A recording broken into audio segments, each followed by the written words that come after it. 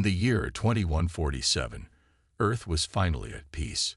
After many wars and problems, the countries of the world had agreed to work together. They called it the Global Peace Accord. People were happy, and cities were growing. Science and space technology were better than ever. Humans were ready to explore the stars. But one day, something huge appeared in the sky. A giant spaceship came out of nowhere. It was as big as a country. It floated over the Pacific Ocean and blocked the sun. People from all over the world looked up in fear. The sky turned dark. Birds flew away. The oceans became quiet. The spaceship did not attack. It just stayed in the sky. Then a message was sent to all screens, radios, and satellites on Earth. The message was clear and loud. It was not from humans. "This is the Galactic Empire," the voice said. "You are now under our rule. You must pay tribute or be destroyed. You have 7 Earth days to answer." The people of Earth were shocked. News spread fast. Some people cried. Some prayed. Some wanted to fight. Others said Earth should obey. President Kang Ji-won, the leader of the Global Peace Council, called a meeting. He was a calm and wise man from the Korean Peninsula. He had worked hard to bring peace to Earth, and now he had to protect it again. Leaders from every country joined the meeting. They spoke through holograms and translation machines. Some were angry. Some were scared. Some wanted to wait and see what the aliens would do. "We cannot trust them," President Ji-won said. "If we give them what they want, they will take more and more. One day we will have nothing left. We must not kneel." One woman in the meeting, Dr. Park Hana, spoke up. She was a top scientist in alien languages. "I studied the message," she said. "Their words are full of pride. They think we are weak. They don't even know how much we've grown." The council talked for hours. Some said Earth should send gifts and ask for peace. Others said Earth must fight back. President Ji-won made a choice. "We will not send gold. We will not send our people. We will show them that Earth is not a weak planet. We will prepare a response they do not expect." The meeting ended. Quiet filled the room.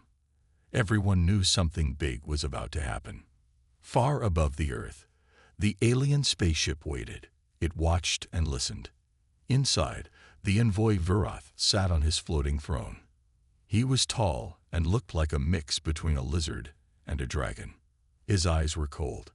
He smiled with sharp teeth. "These humans will bow," he said. "They always do." But Earth had made a decision, and Earth would surprise them. 3 days after the alien ship arrived, the world watched as a giant door opened underneath it. From the dark opening, a smaller ship came down. It moved slowly through the clouds, glowing with strange green lights. It flew over the ocean and landed in the middle of what used to be Tokyo. Now, the United Nations had its main building there. The alien ship opened. From it came the envoy of the Galactic Empire, Virath. He was almost 3 meters tall. His skin was dark green, with golden armor that shined like fire. His eyes glowed like hot coals. Long claws clicked as he walked on the metal floor. Around him, 4 smaller aliens followed, carrying weapons that looked deadly and cold. Everyone was quiet as Virath entered the meeting hall. Cameras from all over the world showed him walking in. He did not bow. He did not smile. He just looked around like a king walking through a land he already owned. "I am Virath, voice of the Galactic Empire," he said. His voice was deep and echoed through the room. "Your planet is now part of the Empire. You must send tribute every year." "What kind of tribute?" one leader asked, trying to sound calm. Virath smiled, showing sharp teeth. "We want your gold, your water, your clean air, and your fuel. You will also send 10 million of your people every year. They will work in our mines and factories. That is the price for your survival." The room fell silent. 10 million humans, every year. That was too much. Everyone felt anger, fear, and confusion. President Ji-won stood up. He looked straight at Virath. You ask for 10 million people as if they are nothing, he said. We are not things you can take. Viroth laughed. You are a small world. Your weapons are weak. We can burn your cities from the sky. Submit and live. Refuse and burn. Dr. Parkana, sitting at the back of the room, was watching everything. She had a small computer recording Viroth's voice and scanning his movements. She whispered to herself, he really thinks we're ants under his foot. After the meeting, Earth leaders returned to their private rooms. Anger boiled inside them. Some still fought about surrendering, but most now agreed. They had to fight. We don't have much time, Jai-1 said. We have 4 days left. They decided to trick the Empire. They would act like they agreed. But behind the scenes, Earth would prepare something else. A new group was formed, called Project Gwanggaedo, named after a Korean king who fought invaders long ago. Colonel Yoon Dae-hyun was chosen to lead it. He was a quiet but strong man, known for his smart thinking in war. They called the best scientists, engineers, and soldiers from all over the world. They didn't have a lot of time, but they had courage. And they had a plan. Deep underground, beneath the mountains of Old Korea, Project Gwanggaedo began. It was Earth's secret hope, hidden from the eyes of the Empire. Only a few people knew the truth. They were Earth's best minds, strongest leaders, and smartest fighters. President Jai-1 chose Colonel Yoon Dae-hyun to lead the team. Dae-hyun was calm, serious, and always ready. He had fought in old wars, but now he had a bigger fight, one that could save or destroy all of Earth. They met in a large underground room, filled with maps, screens, and blinking lights. People spoke many languages, but all had one goal: protect Earth. We don't have time, Dae-hyun said. We have 4 days. We need a plan that hits fast, hits hard, and finishes the fight before they can strike back. One of the key members was Dr. Lee Ha-jin, a nuclear expert. He had spent years working on clean energy, not bombs, but now he had to return to old knowledge. If we hit them with regular weapons, they won't feel it, Ha-jin said. But if we use nukes in space and time it right, we might break their shields. Kim Sora, a young genius in artificial intelligence, stood up next. Her eyes were sharp, and her mind was faster than any computer. We can build androids, she said. They'll look like real humans. The Empire won't know. We can fill the 10 million tribute with machines. Each one will carry a surprise. Explosives? Asked one officer. No, Sora said. Even better, jammers. If they all send out a strong EMP at the same time, we can shut down the alien tech, even their shields. Dae-hyun nodded. Good. While they are blind, we launch the nukes. We also need something strong and quiet from space. We have kinetic rods on the moon, Ha-jin added. Metal rods that fall fast, like space spears. No explosion, just pure force. The plan was simple, but dangerous. Earth would pretend to obey. The androids would be the tribute.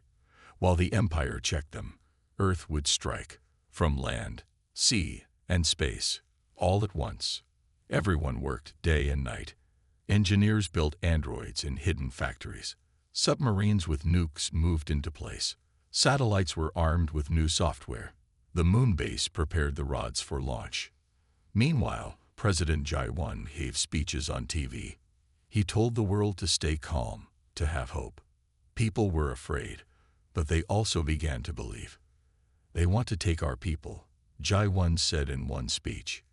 They think we will kneel. But they don't understand Earth. We fight not because we hate, but because we protect what we love. Dr. Parkana also worked in silence. She studied the alien language and found clues in their message style. They do not know fear, she whispered to herself. Let's show them what it means. With each hour, Earth got ready. They were not a part of the Empire. They were about to become its worst mistake. The 7th day arrived. The sky was cloudy. The ocean was still. People all over the world held their breath. Today was the day the Galactic Empire wanted its tribute: minerals, energy, and 10 million humans. From above, the alien mothership hovered like a dark mountain in the sky. It had been silent for days, but everyone knew it was watching. Down on Earth, large cargo ships stood ready at spaceports. Huge containers were filled with rare metals, clean water, and fuel. The aliens had asked for these. But Earth had added something extra: powerful bombs hidden deep inside the crates. The androids were next. 10 million of them stood in long lines, looking just like real people. Some were tall, some short. They had different faces, hair, and clothes. But inside, they were machines, and every one of them was armed. Each android carried an EMP device. EMP stood for electromagnetic pulse. When used, it could shut down any machine nearby, even alien ones. So Ra had designed them to explode at the same time, with just one signal. Colonel Yoon Da-hyun stood at the Launch Control Center, looking at the screens. "Are the androids in place?" he asked. "Yes, sir," said a young officer. "All 10 million are ready." President Jae-won stood beside him. He looked tired but calm. "We act only if they start scanning," he said. "Let them believe the lie until the last moment." Up in orbit, satellites watched the alien ship. In the deep ocean, submarines waited with nuclear missiles. On the moon, metal rods stood ready to fall. Suddenly, a signal came in. The alien ship opened again. Smaller ships flew down to collect the tribute. One of the ships landed near Jeju Island. A team of aliens walked out and began scanning the containers. Then they moved toward the androids. "They're scanning now," said Sora over the radio. "They don't know. Their systems show everything is normal." Jae-won looked at Da-hyun. "It's time." Da-hyun nodded. "Send the signal." A small button was pressed. A silent command traveled across the planet, through hidden antennas and satellites. And then, every android activated at once. From every port, every city, every space station, the machines released their EMPs. A great wave of energy spread through the air. The alien scanners stopped working. Their ships powered down. Their shields flickered and died. "Launch," Da-hyun shouted. From the submarines, nuclear missiles shot into the sky. From the ground, railguns fired metal at supersonic speed. From the moon, rods of pure steel fell toward Earth like silent thunder. The alien ship tried to defend itself, but it was too late. The jamming had blinded it. The first missile hit its side, then another, then another. Explosions lit up the sky. Dr. Park Hannah stood on a rooftop, watching the lights. "We did it," she whispered. The great ship of the Empire, so powerful, so proud, was now burning. Earth had spoken, and the galaxy would never forget it. The alien mothership was on fire. It fell slowly from the sky, breaking apart as it crashed into the ocean. Flames and smoke filled the air. People all over the world watched it happen on their screens. They cheered, cried, and hugged each other. The monster in the sky was finally falling. Colonel Yoon Da-hyun stood in the control room, watching the radar. "Direct hits confirmed," the soldier said. "Enemy shields are down. Hull is breaking apart." "Good," Da-hyun replied. "Make sure they don't send a message back to the Empire." President Jae-won sat quietly beside him. His hands were folded, but his eyes were sharp. "We did not want war," he said, "but they gave us no choice." All over Earth, people stopped hiding and came outside. Children pointed at the sky. In Africa, Asia, Europe, and the Americas, the same thing was happening. Hope was returning. But the fight was not over. Some alien scout ships were still active. They had survived the EMP attack and were now trying to escape. If even one of them sent a signal back to the Galactic Empire, the whole galaxy would know what happened, and revenge would come. Dr. Park Hannah, in her lab, worked fast. "I've intercepted their signal," she said. "They're trying to send a warning." "Can we block it?" asked Sora, working beside her. "Yes, but only if we act now," Hannah said. Together, they sent a strong signal burst into the sky. It jammed the alien scouts and overloaded their systems. One by one, the small ships fell to the ground like sparks from a fire. On the moon, the last of the kinetic rods were launched. They hit the mothership's remains, smashing what was left of it deep into the ocean. The water boiled. Clouds rose. But the ship was gone. Back in the command center, cheers broke out. Engineers hugged. Soldiers smiled. Scientists high-fived. For the first time in history, Earth had defeated a force from beyond the stars. Jai-1 stood and looked at a camera. He began to speak, live, to all of Earth. "Today, we showed them who we are," he said. "We are not weak. We are not afraid. We do not belong to anyone." His words were short, but they carried power. We are Earth. In the days that followed, cleanup teams searched the ocean and crash sites. They found pieces of alien tech, weapons, and machines. Scientists quickly began to study them. "We can learn so much from this," said Hajin. "If we use their tech the right way, we can grow stronger. We can prepare for whatever comes next." But everyone knew the truth. This was only the beginning. The Galactic Empire had lost a ship, an envoy, and their pride. They would not forget. They would return. But now, they knew Earth was not easy to conquer. Earth had answered with fire, and the stars had heard. The news of Earth's victory traveled through space like lightning. Other alien races, living on faraway planets, heard whispers of a small blue world that destroyed a ship from the mighty Galactic Empire. Many did not believe it. The Empire had ruled for thousands of years. No planet had ever fought back and won. But it was true. The Empire had lost. In a cold and dark room on the capital planet of the Empire, a tall figure sat on a throne made of black stone. This was Empress Kelvar, ruler of the Galactic Empire. Her eyes were silver, and her voice was sharp like a blade. A messenger kneeled before her. "Your Highness," the messenger said, "Envoy Viroth's ship is gone." The Empress said nothing at first. She stood up slowly, walked to a giant window, and looked out at the stars. "Earth," she whispered. They were warned, and they dared to strike back. Another general stepped forward. "We believe it was a trap. The tribute was not real. They used machines and weapons we did not expect. Their attack was clever." Kelvar's voice grew cold. "We will burn their world. We will remind the galaxy what happens when you defy the Empire." Back on Earth, people were celebrating. Music played in the streets.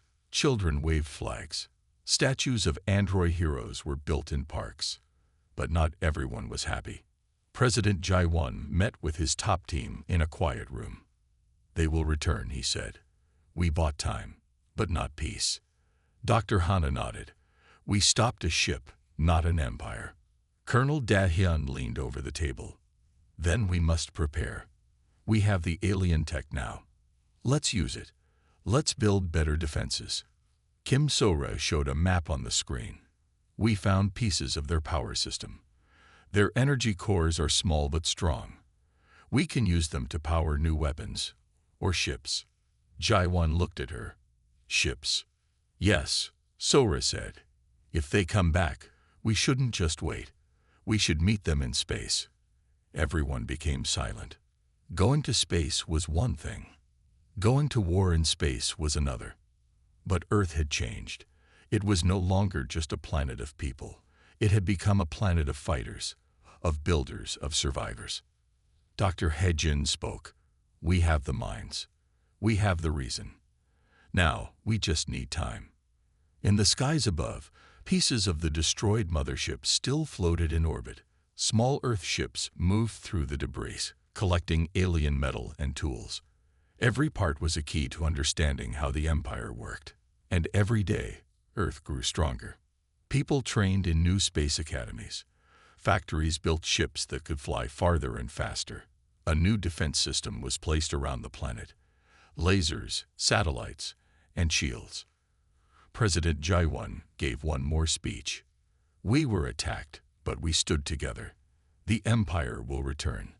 But next time, we won't just survive. We will stand tall, even in the stars. The message was clear. Earth would be ready. 2 months passed since the fall of the alien mothership. Earth was changing fast.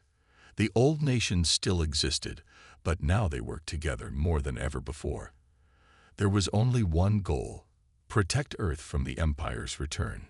Colonel Yoon Da-hyun led the new Earth Defense Command. Soldiers from every country trained together. They learned to use both human and alien weapons. Spaceships were no longer just for science. Now they were for battle. Kim So-ra had made great progress. She created the first Earth warship using alien parts. It was named ****, Chungmu****, after a famous Korean admiral.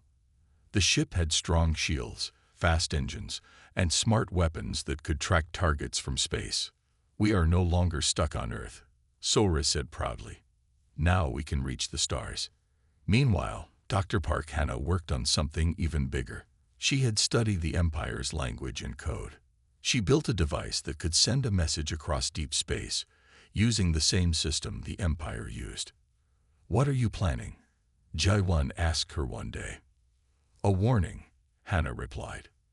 In the main command center, the Earth leaders gathered. Jae-won, Da-hyun, Hannah, So-ra, and Dr. Ha-jin stood around a large screen. On it was a glowing symbol, the sign of the Empire. It's time we speak first, Jae-won said. Dr. Hannah nodded and pressed a button. The message was sent. Across the galaxy, far from Earth, the signal reached the capital planet of the Empire. In the throne room, Empress Kelvar watched as the message played. The screen showed President Jae-won standing strong. We are the people of Earth, he said calmly. You came to take from us.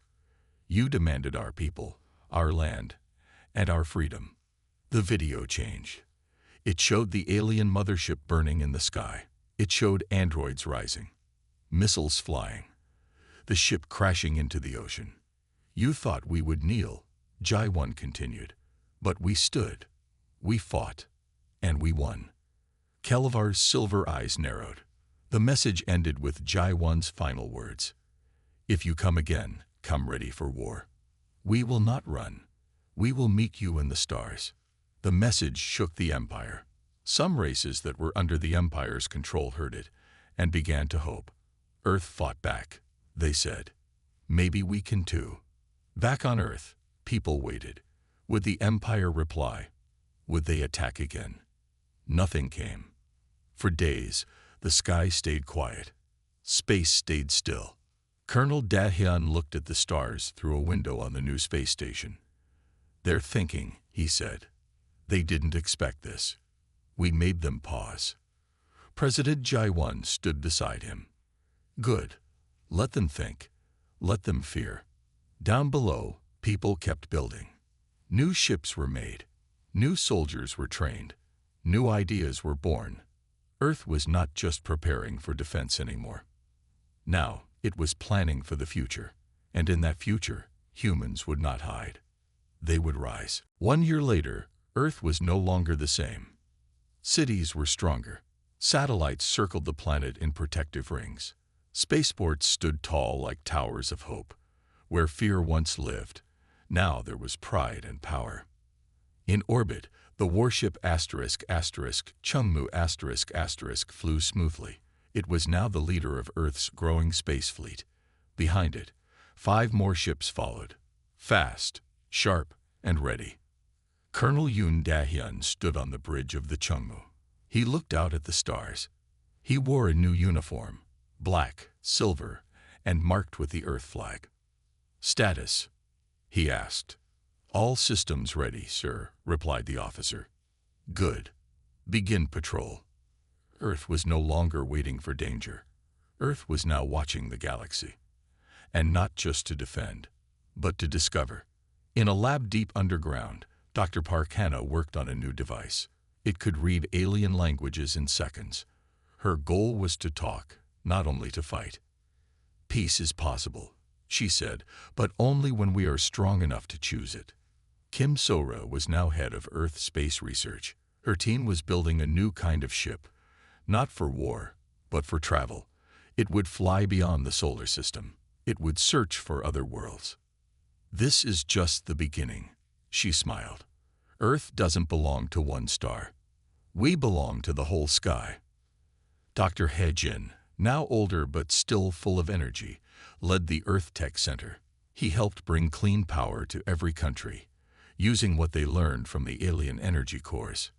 No more hunger, no more dark cities, he said. This is how we win without fighting. President Jai-1 gave his final speech before stepping down. He stood on the balcony of the United Earth headquarters, looking at people from every continent, every nation, standing together. 1 year ago, they tried to take us, he said. They thought Earth was weak. But we showed them. We showed the galaxy that humans don't give up. The crowd cheered. He raised his hand. Now, we will not only survive. We will grow. We will explore. And we will help others like us. Planets that are under the Empire's rule. We will find them. We will show them that freedom is possible. Children watched with wide eyes. Soldiers stood proud. Scientists smiled with hope. From the stars, Earth looked small. But now, the galaxy knew the truth. This small planet was full of strength, fire, and heart. Later that night, the first deep space ship, named Hope 1 lifted into the sky. It carried humans, machines, supplies, and dreams. It carried a message. Earth is coming. Not to take, not to bow, but to stand. Colonel Da-hyun watched from the space station. She's beautiful, he said. Yes, Sora replied, standing beside him. It's the future. The ship vanished into the stars, and far away in the cold heart of the Empire, the Empress watched quietly. She did not speak, but she knew. Earth was no longer just a name. It was a warning and a promise.